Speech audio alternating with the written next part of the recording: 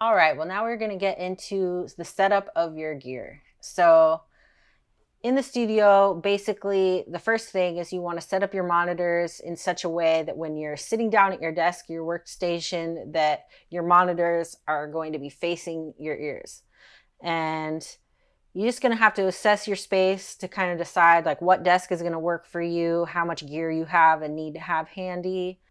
So you have your central piece of gear. For me, it's the MPC, but it may be a computer or however you want to have it set up as your central area. And then have your auxiliary instrumentation that you like to use just right around you. So I think it's really important to have things as close to you as possible so you're not having to get up. The main thing is that I think that works for me is really just having everything that I can possibly have at arm's length is super handy. So even having like your spare cables under your desk just ready to go, and then having, my records are literally at arm's reach to my record player right now. I have my interface set up to where I can dial in the volume levels of everything without having to get up.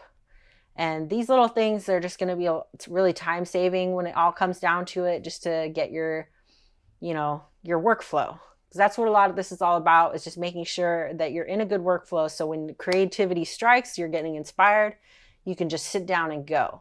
You don't want to have to think about hooking up a bunch of stuff, troubleshooting, any of that. You just want to be ready to go. And it'll just save you so much time when you're motivated and when creativity strikes. It's gonna adjust over time. Like I've added gear, taken away gear, changed my setup numerous times.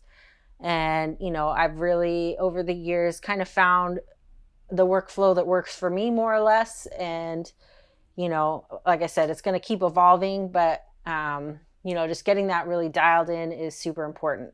So yeah, having all your cables that you need, all the different variations, RCA, XLR, quarter inch, eighth inch, MIDI cables, so on and so forth. Just have everything that you need, and duplicates if you can, and then have everything hooked up into your interface or mixer, however you have it set up, going into your monitors.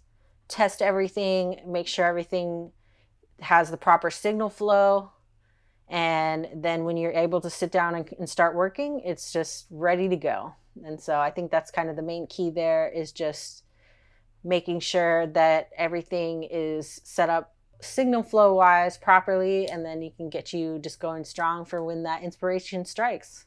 All right, well, that concludes on setup for your studio gear, and now we're going to get into DAW options.